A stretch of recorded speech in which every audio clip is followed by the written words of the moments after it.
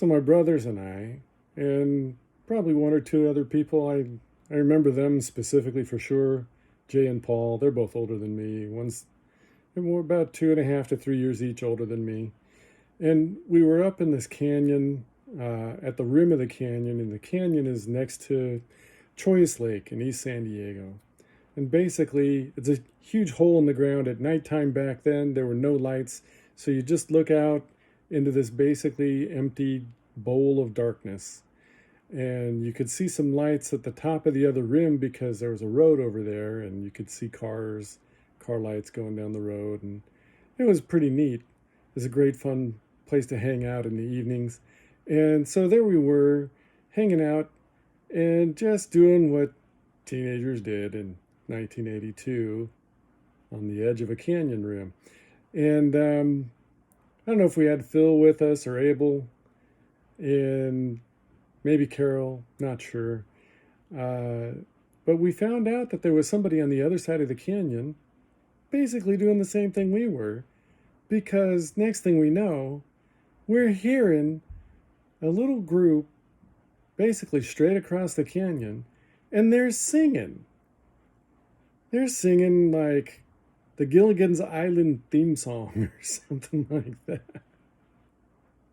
This is a tale of our castaways. It's amazing.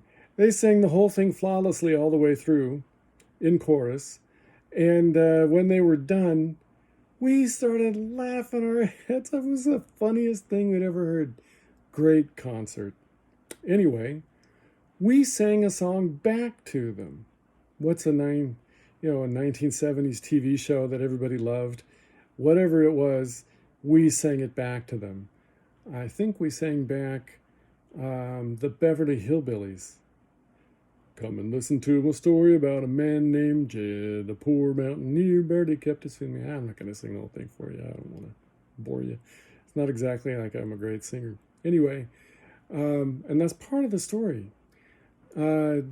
We sang a song, they sang another song, we sang another song, they sang another song. I can't remember exactly how many there were, what they were anymore. At the time back then, I probably wasn't going to remember things real great the following day anyway. But at some point, it occurred to me, hey, I wonder if they love the Doors too. And so I stood up. I said, I got this. So I stood up and I shouted back, Horse Latitudes by the Doors, written by Jim Morrison.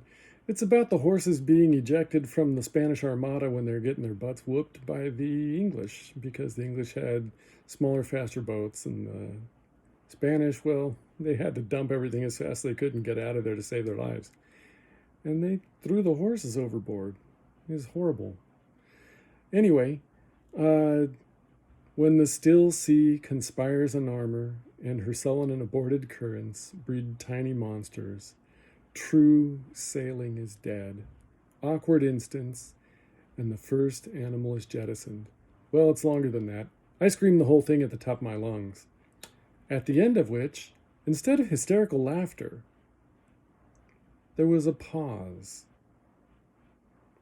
And one lone voice from across the canyon, about a third of a mile away, shouted out, "What the F was that?" And, well, that was me finding out that they didn't love the Doors. Not quite as much as I did. Anyway, you ever want to end a party fast? Try Horse Latitudes. It's a beautiful poem.